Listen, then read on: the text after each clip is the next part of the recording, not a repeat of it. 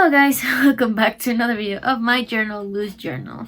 Today I want to talk about some of my favorite things of 2020. I haven't done a video about that because I talked about my 2021 goals, but today I want to give you guys the whole rundown to some of my favorite books, shows, like self-care things of 2020. So, let's get to it. So, starting with books. So this year, 2020, was actually a really good year. For a lot of booktubers, it was a really good year of reading. Like, I read like about 30 to more than top 35 books or so. I read a lot this year, and my goal was 10 books this year. So I'm really surprised at myself that I got to read a lot. Some of my favorite series this year was Percy Jackson. It's the story of a demigod kid who gets chosen into a camp full with demigods. He's part of a prophecy, so he's very important. So there's that one. Another one of my favorite series, the Legend series about the Republic, and they have this test to associate people into levels. And there's this girl who has the highest score, and all of a sudden this criminal kills her brother, and that's the best description I can give you of Legend. Hunger Games, the story of Katniss Everdeen, and her little sister gets chosen to the Hunger Games, which is this game, but they can make guys and girls compete against each other until there's one winner. And Katniss volunteers. A Dark Shade of Magic is the story of these magicians that travel within dimensions. There are 4 dimensions: black, white, gray, and red London. The Black London is forbidden. And then all of a sudden, Carol finds an item from Black London and has to return it. And the Finding Love series, which is basically a series of individual stories of these magical beings that supposedly are tied to a soulmate. It would be really nice to be tied to a soulmate. It would make things a lot easier for me, to be honest. Finding love in life. Can you tell I'm single? But yes, those are some of my favorite books of 2020. I love reading all these series. If you have not seen those videos yet, I'll leave a link in the description. My Finding Love review, as well as any... Actually, no, yes, that's the only one that oh my god, that's sad. But I will make a review for those if there is a chance for me to make a review for those series. So we'll see that in the future. Now, I'm a huge fan of like animation and specific shows. So for some of my favorite shows this year, specifically, let's talk about some of my favorite animated shows. So first is She-Ra, Princess of Power. I saw this one because a friend recommended it to me and I loved it. It's of this world called like Etheria, I think. Etheria. And there's this one goddess that they all adore called She-Ra. Yes. Whatever gets the freaking name of the show. And so She-Ra is supposedly yielded, like her power, the goddess of She-Ra, appears once she's yielded with this special sword. So there's this character called Adora who finds herself being attracted to the sword. Somehow she's associated with the sword, and she becomes the goddess She-Ra. And so all kinds of chaos ensues. It's a really good series. It's super diverse, super interesting, and I loved it. I could make a whole review about it if I'd had the audacity to do so. So check it out. Another one that I loved this year was Avatar. I've never seen Avatar: The Last Airbender. This was the first time. And I remember reading the Dark Shade of Magic series, and I saw so many elements in the series that reminded me of Avatar: The Last Airbender. I loved it. It's the story of this like society where they are grouped by elements. So there's the people of the water element, there's the earth, there's air, and then there's fire. But the fire people want to be superior, so what they do is they basically start to wipe out all the races.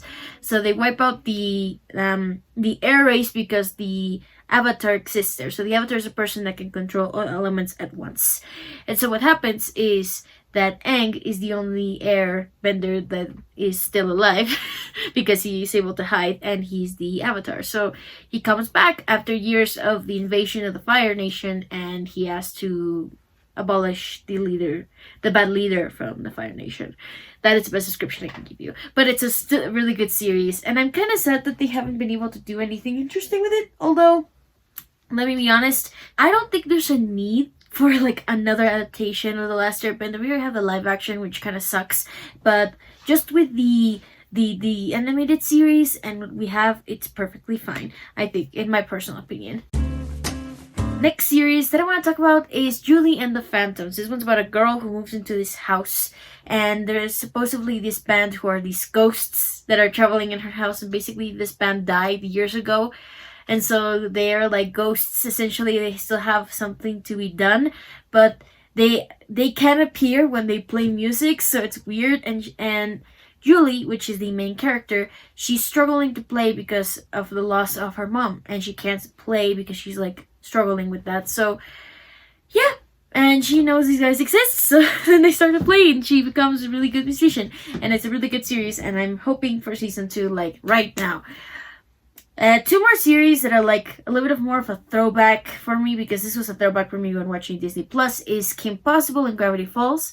Kim Possible, of course, is a basic for most people, but that is about a teenager who not only is a high school student, but she also goes and defeats bad guys. And Gravity Falls is about these siblings who go to a town with their uncle, and in the town there's like weird things popping out everywhere. So those two were major throwbacks that I got to watch this year, and I love going back to those series. Kim Possible and Gravity Falls were gems. I have my own bullet journal, but my bullet journal is more for like self-care. But I have a bullet journal specifically for self-care. I keep it as a way to track my meds, to track my exercise, to track my water intake, to track my reading. Not necessarily my reading in like how many pages. For that I use Goodreads, but bullet journal is a way for me to track when I'm reading, like good habits. There's a lot of things I track in there, but it's mostly just self-care things, and I love it, so I'll do a video for that in the future. I do really love my self-care bullet journal. It's my favorite thing in the world. Another thing that is in like my extras thing that I love is the Yes Theory podcast. I love Yes Theory. I love their YouTube channel. It's just so amazing. I love their motto that is like seek discomfort. Always trying to do things that are outside of their comfort zone, and they're always helping so many people out there in the world. And I just like, I don't know, I love their channel. They're so great. And when I found out they had a podcast, I just wanted to listen to it right away. So I listened to their podcast. Highly recommend it. You should totally check it out. I'll leave it linked in the description. So yes. And my favorite time of the day, mornings. I love mornings. I do. When I wake up and I'm alone and I'm having breakfast and I'm just reading, like taking my morning really slowly, I'm meditating. I really do love it. It's my favorite time of the day. It's the only time of the day that I actually feel like I can do so much with my time, and it's such a refreshing time for me. I hope you like some of those favorite things from me from 2020. Hopefully I'll do that for next year when next year comes around. And yeah, make sure to like, subscribe, follow me on the Bookstagram and Artstagram, and I'll see you soon for a new video.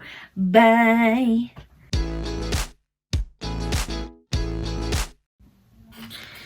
I look like Simba. Can you tell the stripe right here? Simba.